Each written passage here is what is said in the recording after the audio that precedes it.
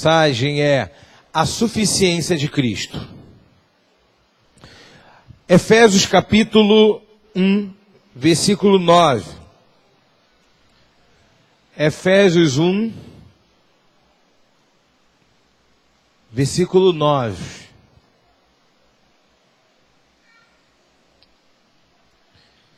Descobrindo-nos o mistério da sua vontade, segundo o seu beneplácito, que propusera em si mesmo, de tornar congregar em Cristo todas as coisas na dispensação da plenitude dos tempos, tanto as que estão nos céus como as que estão na terra. Nele digo, em que somos feitos herança, havendo sido predestinados conforme o propósito daquele que faz todas as coisas segundo o conselho da sua vontade, com o fim de sermos para o louvor da sua glória. A Bíblia diz que em Cristo Jesus, eu não vou ler todos os textos, mas como os textos são conhecidos, vocês vão reconhecer facilmente. A Bíblia diz que Deus fez Jesus cabeça de todo o principado. Que Deus fez de Jesus a autoridade máxima e deu ele ao nome que está acima de todo nome. Desde o Egito, Deus fez de maneira física glorificar o Cordeiro. O Cordeiro tinha que ser glorificado. O Cordeiro era suficiente. Desde quando Moisés entrou no Egito e as 10 pragas vieram, desde da transformação da água do Egito em sangue, até a última praga, que foi a morte do primogênito, o que fez liberar o povo e quebrantar o coração de Faraó foi o sangue do Cordeiro e o Cordeiro da comunhão. Nada na Bíblia é desconexo, tudo na Bíblia serve para um propósito. Tudo na Bíblia serve para fazer uma marcação na nossa mente e no nosso coração, para quando vier aquilo que é espiritual, ser revelado no nosso espírito. Então Deus coloca de maneira física diante de nós, para nós já termos uma ideia daquilo que significa. Como que nós iríamos glorificar a Deus pelo sacrifício da morte de Jesus, se você não soubesse para que ele morreu? Mas como Jesus veio quase 1500 anos depois de Moisés, e todo ano, no dia de Yom Kippur, que é chamado dia do perdão, Yom é dia, Kippur é perdão, tinha um sacrifício de um animal para perdoar o pecado. Todo ano, provavelmente ninguém mata um cordeiro, ninguém mata um animal de maneira irracional. Qual o sentido disso tudo? Depois do culto, depois da oferta, depois do sacrifício, os sacerdotes explicavam por que aquele sacrifício. Aquele sacrifício era pelo pecado do povo, porque o povo pecou, não é isso? E agora só o sangue, sangue por sangue, só o sangue de um inocente poderia pagar pelo pecado do povo. Então aquele cordeiro era inocente, ele botava a mão na cabeça de um bode. Quem já ouviu a expressão chamada bode expiatório? Fulano é o bode expiatório. Quem é o bode expiatório? Um político rouba e ele pega um cara pobre e fala para ele: você vai ficar bem de vida, mas se alguma coisa der errado, eu vou botar para cima de você. Você vai ficar uns 2 anos preso, mas depois eu te tiro de lá. Você vai expiar a minha culpa. A minha culpa vai cair em cima de você. Você vai ser o meu bode expiatório. E se alguém te pressionar, a culpa você diz que é tua, que ninguém te induziu. Essa é a palavra bode expiatório. Você está entendendo? Então, por que? Eles tiraram desse contexto. O sacerdote colocava a mão na cabeça daquele bode e dizia assim, ó: eu transfiro o pecado de todo o povo para esse bode. Sangrava o bode ia correndo para o deserto, para morrer no deserto. E depois ele pegava uma outra novilha, um outro cordeiro, e sacrificava dentro da cidade. Era um fora da cidade e um dentro da cidade. E esse dentro da cidade, o sumo sacerdote pegava o sangue dele, com todo um critério, entrava no Santo dos Santos, na Arca da Aliança, na tampa do propiciatório, e aspergia o sangue e dizia que essa arca, onde tenha o maná, onde tem a pedra do mandamento, as tábuas do mandamento, onde tem a vara de Arão, onde tem os querubins, e essa atmosfera espiritual seja testemunha desse sangue inocente pelo sangue do povo que pecou. O sangue do inocente pelo sangue do povo que pecou. Um inocente tinha que pagar por aquele que pecou. E esse ritual era feito no Antigo Testamento todo ano. Para quê? Para ficar inculcado na mente das pessoas que um inocente tem que morrer pelo culpado. Que ninguém é capaz de se resgatar. Ninguém é capaz de pagar pelo seu próprio pecado. Um inocente tem que pagar. Aquele que não tem pecado. Então, já criando essa ideia, porque quando viesse Jesus, que nasceu no estábulo, não porque lhe faltou lugar no hotel. Ah, na hotelaria não tinha lugar.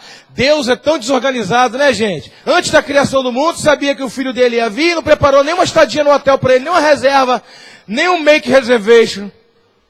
Nem entrou na internet do céu e falou, vou deixar uma vaga registrada para ele lá, um hotel 5 estrelas, para o meu filho ganhar um neném. Ele tinha que nascer num lugar onde nasce ovelha, numa manjedoura, porque ele nasceu como ovelha, viveu como pastor e morreu como ovelha.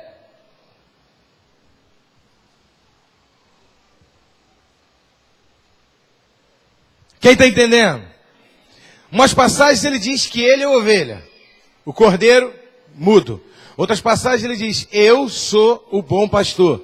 Noutra passagem ele diz, eu sou a porta da ovelha. Então Jesus, ele é o pastor, ele é a ovelha, ele é a porta da ovelha. E aí eu vou ler um outro texto para vocês que fala que Cristo, Deus fez convergir em Cristo, vamos lá? Efésios,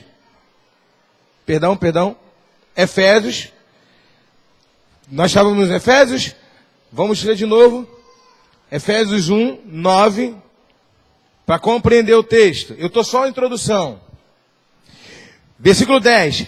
E Deus fez tornar a congregar em Cristo todas as coisas. Em outra passagem está escrito assim, ó, Deus fez convergir. Tem alguém aqui que a Bíblia está assim? Convergir? Convergir. Convergir, nem congregar, convergir, o que que é? Em Cristo tem tudo que é o suficiente. Deus colocou em Cristo todas as coisas. Está convergir também? No meu está congregar. Em Cristo, Ele fez convergir todas as coisas no Cordeiro. Ele fez convergir todas as coisas. Isso, o nome disso é suficiência de Cristo. Cristo é o suficiente para tudo.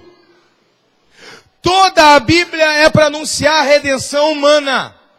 A Bíblia não é para te enriquecer, embora você pode enriquecer obedecendo aos princípios bíblicos. A Bíblia não é para te dar casamento, embora você pode ter um excelente casamento se você obedecer aos princípios bíblicos. A Bíblia não é para você viver bem com o teu marido, embora você pode viver bem com o seu marido se você obedecer aos princípios bíblicos. A Bíblia pode te ensinar ser empresário. A Bíblia é fonte de toda a sabedoria.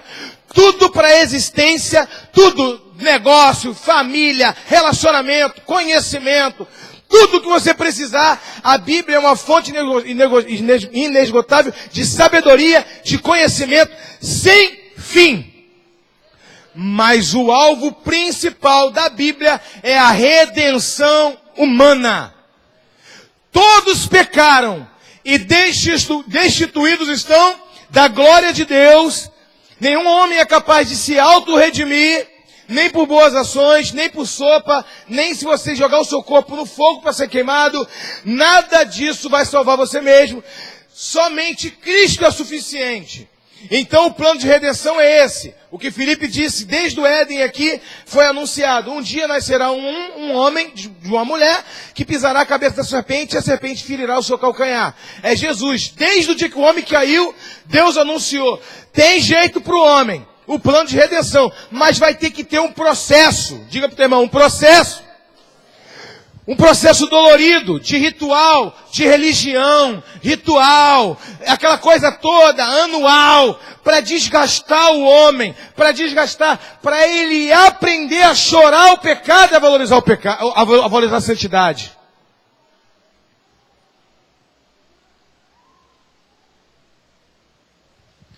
Vocês têm que entender a importância, porque se Jesus vem direto e morre na cruz do Calvário, aqueles homens não iam valorizar o sangue de Jesus. Hoje já não valorizam muitos.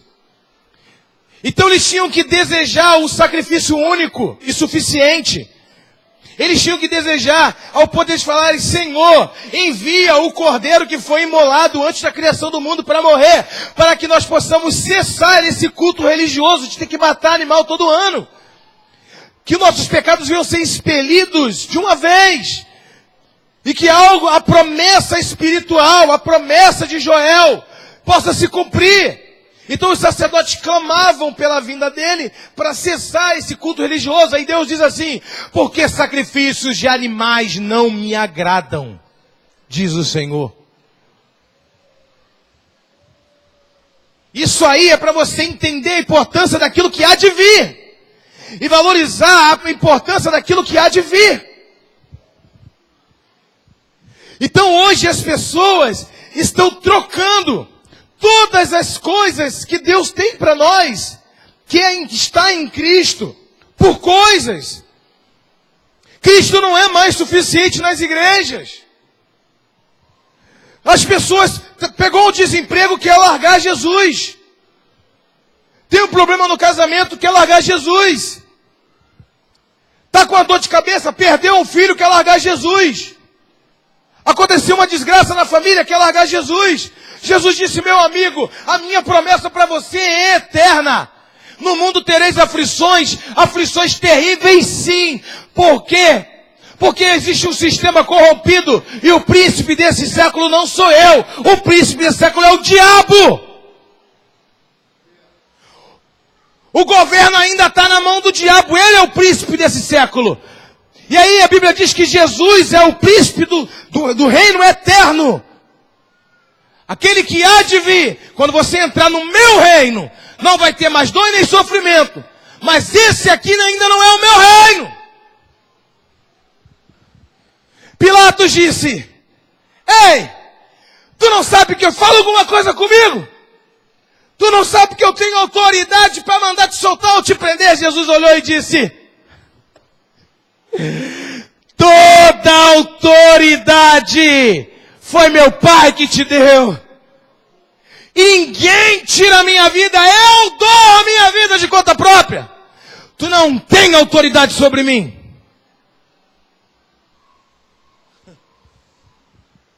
Eu estou aqui para um propósito.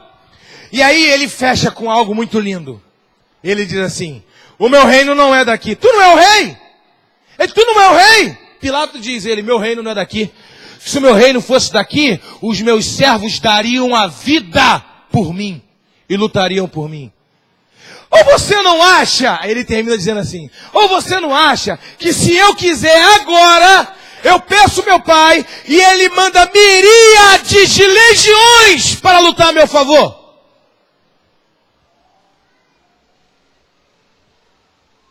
Eu não quero. Eu estou dando a minha vida. Quem pode dar uma salva de palmas para o Senhor Jesus?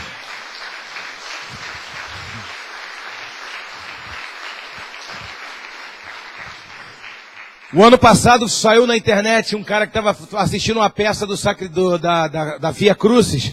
Jesus carregando a cruz. Quando o cara deu uma chicotada em Jesus, o cara entrou na peça, pegou, o cara deu um soco na cara do soldado, do ator, desmaiou, o cara incorporou. Quem viu isso na internet? Salvou Jesus. Ele salvou Jesus. Incrível. Pronto, entrou para a história, salvou Jesus. Então as pessoas acreditam, pastora Ana, elas acreditam de fato que Jesus foi um pobre coitadinho. Olha para o demônio e diga, Jesus não era coitadinho não. Tu não tem que sentir pena de Jesus não. Jesus tem toda a autoridade.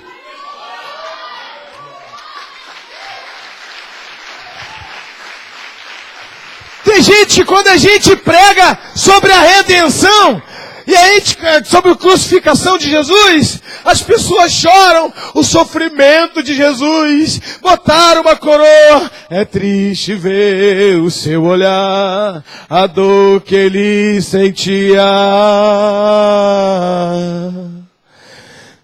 Aí você fica com pena do sofrimento dele. E aí Jesus estava querendo dizer, você não tem que chorar com pena do meu sofrimento. Tu tem que chorar de quebrantamento pela obra que eu fiz, te transformar e te salvar eternamente. Porque ninguém tomou minha vida. Não foram os religiosos, não foram os romanos, não foram o pecado de ninguém. Eu dei a minha vida. Ninguém tira de mim. Pedro meteu a mão na espada, arrancou a orelha de Malco. Jesus olhou para Pedro e disse: quem pegar na espada vai viver da espada e vai morrer por ela. O meu reino não vem pela espada. Pegou a orelha de Malco, colou. Quando ele bota a mão na orelha de Malco, ele cola e cura a orelha de Malco. Quem era Jesus? O Verbo. O Verbo tocou na orelha de Malco e disse: ó, é assim que nós vamos ganhar o mundo inteiro. O Verbo tocando no ouvido das pessoas. É pela palavra. É pregando. Pedro, tu quer fazer a obra? Larga a espada e prega a minha palavra.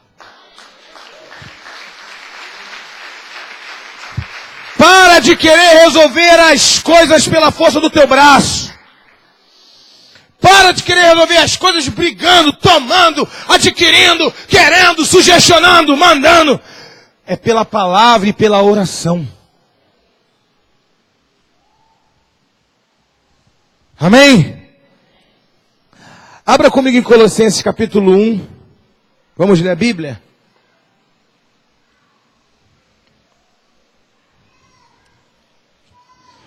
Colossenses 1, 14. Vamos ler do 12 em diante. Dando graças ao Pai que nos fez idôneos. A palavra idôneos é capazes. Que nos fez capazes para participar da herança dos santos na luz. Diga para o teu irmão, diga, na luz. A herança do santo que você vai participar não é nas trevas, não, é na luz. O qual nos tirou da potestade das trevas e nos transportou para o reino do Filho do seu amor, em quem temos a redenção pelo sangue, a saber, a remissão dos pecados, o qual é a imagem do Deus invisível. Uau! Uau! Olha para o teu irmão e diga, uau!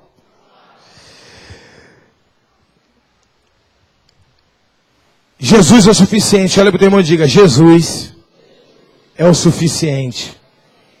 Quando ele disse, buscar o reino de Deus e a sua justiça, e as demais coisas vos serão acrescentadas, Jesus está querendo dizer, se você me buscar, Deus fez convergir todas as coisas em mim.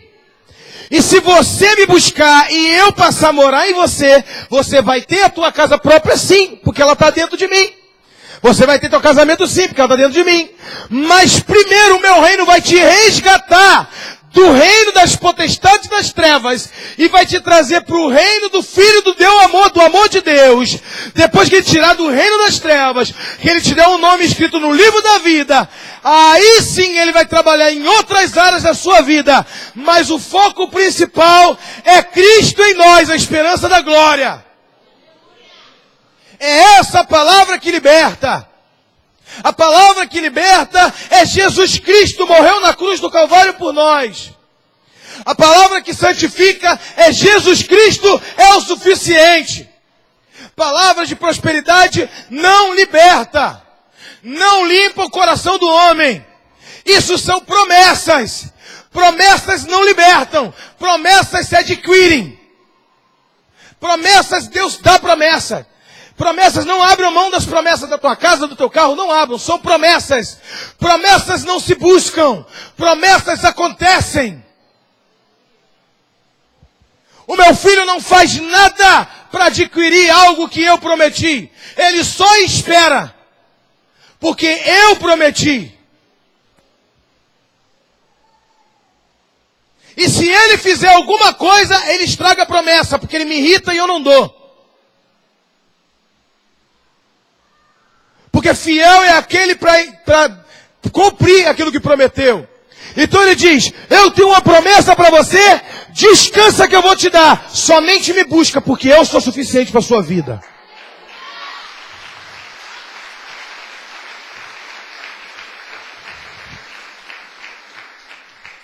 Quando Cristo deixa de ser suficiente, mesmo que Deus dê tudo o que você quer, ainda assim tu vai ser depressivo, ainda assim tu vai ser murmurador, e nada vai te bastar.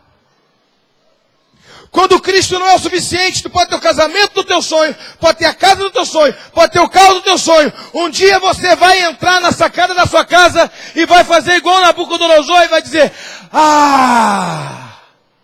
ainda não tenho o que eu queria.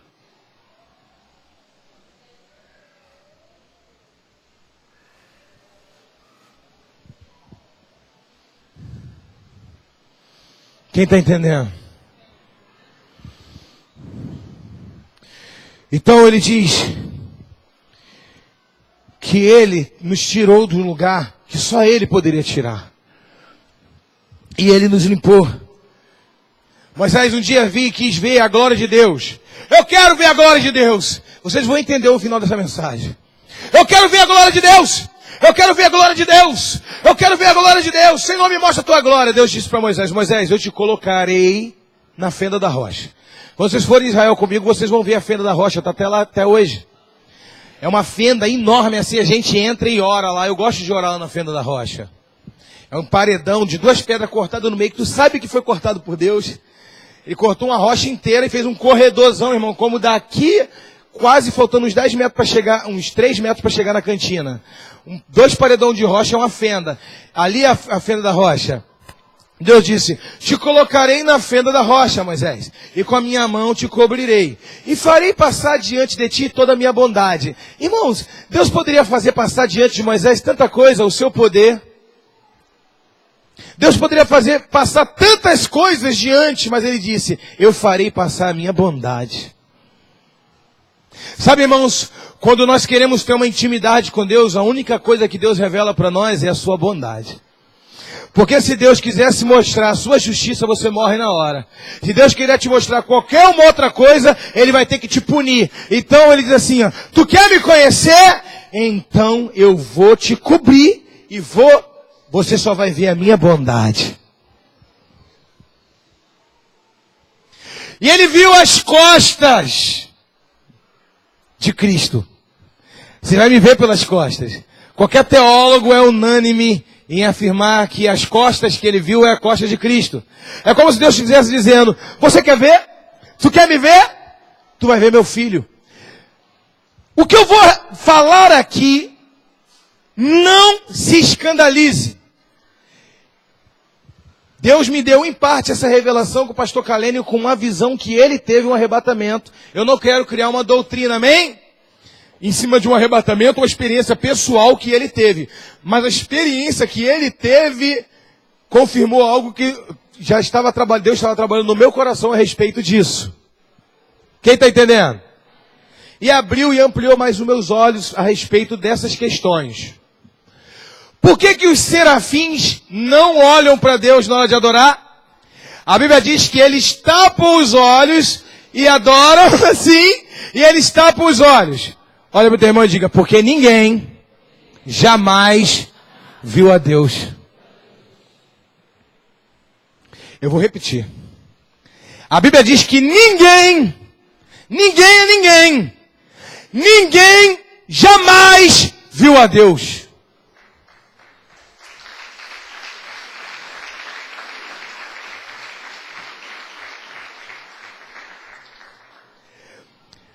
A Bíblia diz que quando nós chegarmos no céu, vai ter 3. Não é isso que diz em 1 João?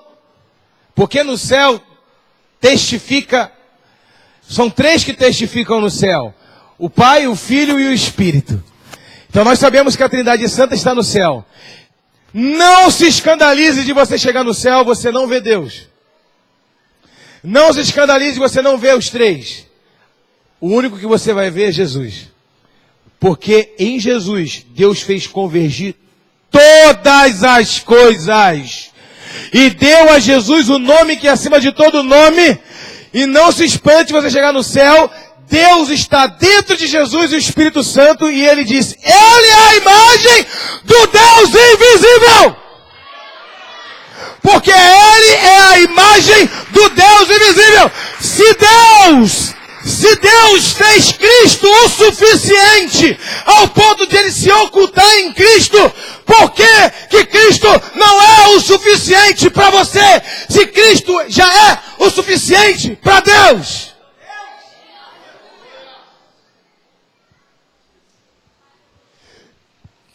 Romanos capítulo 9, porque o Senhor lhe deu um nome que é acima de todo nome, inclusive o nome de Deus. Lhe cobrou cabeça de tudo e fez habitar nele e convergir a plenitude de todas as coisas, dando ele toda a primazia, todo o senhorio, todas as coisas. Então Jesus está andando no meio do caminho e Tomé diz: Senhor, me ensina o caminho, se nós não sabemos para onde tu vais. João capítulo 14, como poderemos te seguir? Jesus disse: Tomé, eu sou o caminho, a verdade, a vida. Ninguém vem, não é vai, ninguém vem ao Pai se não for por mim. Filipe, ouvindo isso, estava meio distraído, então ele disse: Senhor, me mostra o Pai e isso nos basta. Jesus olhou para ele e disse: Filipe, eu e o Pai somos um. Quando tu me vê, tu vê o Pai. Agora será o momento certo de você dar uma salva de palmas. Você vai chegar no céu dizendo: Jesus, eu ouvi falar. Cadê Deus? Cadê Deus? Eu quero ver Deus. Eu quero ver Deus. Eu quero ver Deus. Eu quero ver Deus. Abre a cortina. Sai um homem com a palma da mão furada. Mas ele é o filho. Mas ele é o filho. Eu quero ver o pai. Você quer ver o pai para quê? Para desmerecer a glória do filho? A glória do filho foi dada pelo pai. O nome acima de todo nome. Quer ver o pai? Olha para o filho. É ele que vai governar pelos séculos dos séculos.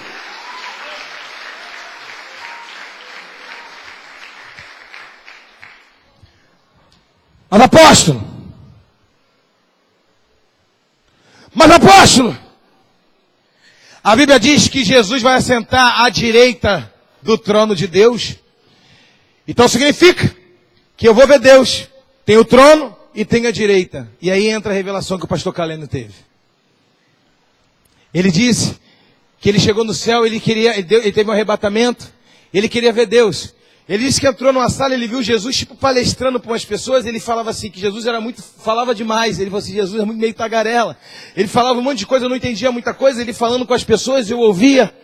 E Jesus falando com as pessoas, ele olhava, parava de falar e ficava olhando para mim. No momento eu saí daquela sala e entrou uns questionamentos. Quando eu olhei, eu vi 2 tronos. Um eu vi Jesus sentado, aquele que estava palestrando lá, falando. E o outro, eu vi uma arca da aliança em cima. E eu falei: o trono do pai tem uma arca da aliança. E o filho está sentado à direita. Aí ele disse: está sentado à esquerda. Eu disse: mas a Bíblia diz que o filho senta à direita, não à esquerda. Por que o filho está sentado à esquerda? Por que o trono dele é à esquerda? Aí ele disse assim, que quando ele olhou, a visão que ele tinha era do outro lado para cá.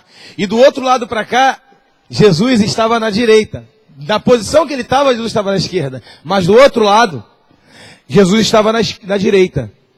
E ele então, por que aquela arca da aliança ali? E ele disse que acordou dessa visão. Ele não estava dormindo de madrugada, ele teve um arrebatamento de espírito. Quando ele acordou, ele abriu a Bíblia, caiu no versículo que disse: porque Deus fez convergir em Cristo todas as coisas, porque Ele é a imagem do Deus invisível. Se o próprio Pai viu no Filho a suficiência de todas as coisas, ao ponto de Ele querer permanecer invisível pelo século dos séculos, para que toda a soberania habitasse no seu Filho, Porque, meu irmão, ninguém vendo o Pai glorificaria o Filho mais do que o Pai. Mas se o Pai está no Filho, o Filho é glorificado no Pai. Nem Deus tira a glória da suficiência de Cristo. E se alguém estiver ouvindo essa mensagem e achar que é heresia, então adore qualquer um outro ser, até Alá, porque o único Deus que abriu para mim o caminho da salvação eterna é Jesus.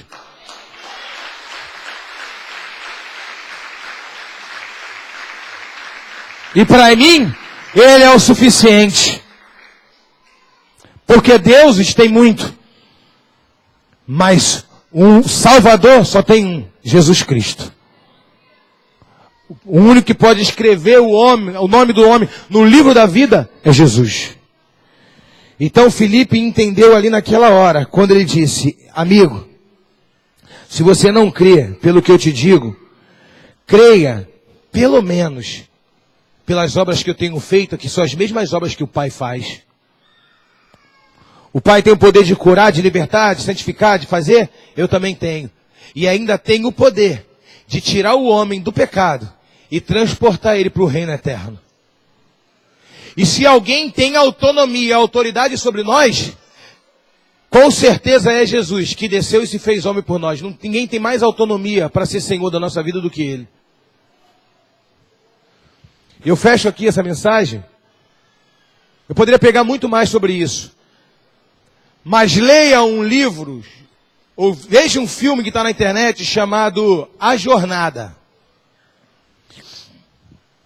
Esse filme chamado A Jornada é muito interessante, eu não quero dar spoiler aqui não, porque você vai ver, o filme tem muito conteúdo bíblico, muito bom, mas um homem escreve um livro dizendo sobre os ensinamentos de Jesus, que se nós vivêssemos pelos ensinamentos de Jesus, nós já viveríamos uma vida maravilhosa, só pelos ensinamentos de Jesus. E ele escreveu um livro acadêmico, ele era professor de uma faculdade de teologia. Para ele ter o respaldo da faculdade de teologia, que era uma faculdade dos Estados Unidos muito conceituada, que é lógico que se aquela faculdade colocasse o nome dele na capa do livro, todos iriam comprar o livro dele, mesmo que não conhecesse ele, porque se aquela faculdade aprovou o livro, é porque o livro é bom. Só que para a faculdade outorgar o livro, teria que ter unânime o apoio de todo o professorado. Então mais de 20 professores se reuniram, leram o livro e eles perguntaram, o reitor da faculdade, vocês concordam com todos os ensinamentos dele? A faculdade pode outorgar o trabalho dele? Um levantou e disse, eu não concordo com algumas coisas que ele colocou e eu não autorizo por mim a publicar o livro. Então esse cara ficou muito nervoso com esse único camarada que não aceitou. Esse camarada ficou muito nervoso, ele deve ficar com inveja de mim, né? Porque todos gostaram muito. E ele queria convencer esse senhor que viver o ensinamento de Jesus era o suficiente. Ele falou, vai na minha casa tal dia que eu quero conversar contigo. E aí entra uma história, cara, que ele pegou e criou uma ficção. Esse senhor tinha uma máquina do tempo e leva esse cara para o futuro. E quando ele chega no futuro, ele vê as igrejas fazendo promoção. Os membros daqui da nossa igreja, quem é membro daqui da igreja, tem desconto na farmácia.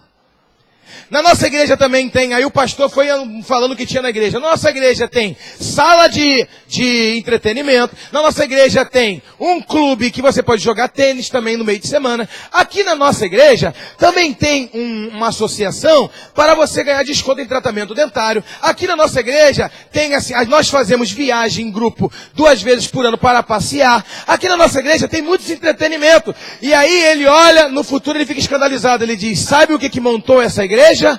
Os ensinamentos de Jesus. Porque eles passaram a viver os ensinamentos, mas largaram a autoridade do nome de Jesus. Não basta viver só os ensinamentos, tem que submeter a autoridade. Quando existe a autoridade do nome de Jesus, Cristo é o suficiente. Ninguém vai para a igreja porque aquela igreja é grande, ou porque a igreja é pequena, ou porque a igreja tem ar-condicionado gelado, ou porque a igreja tem um convênio com a Unimed, ou a igreja tem um negócio, nos fundos tem uma quadra de esporte. Vou participar daquela igreja porque nada disso. Cristo é o suficiente. Eu não sou daquela igreja porque naquela igreja tem dança, toca funk. Eu sou daquela igreja porque aquela igreja faz festa junina no meio do ano, é na Rie. Aquela igreja tem vários divertimentos, tem descontração. A igreja não tem que ser entretida, a igreja não tem que ser dessa maneira, a igreja tem que estar de joelho e entender, Jesus é o suficiente. Não é um pacote. Não existe um pacote. Vem para minha igreja, você vai ser sócio, você vai ter direito a parque, você vai ter passeio, vai ter excursão, e de quebra tu ganha a salvação. Não é um pacote. Jesus Cristo é o suficiente. Jesus Cristo é o suficiente. Jesus Cristo é o suficiente.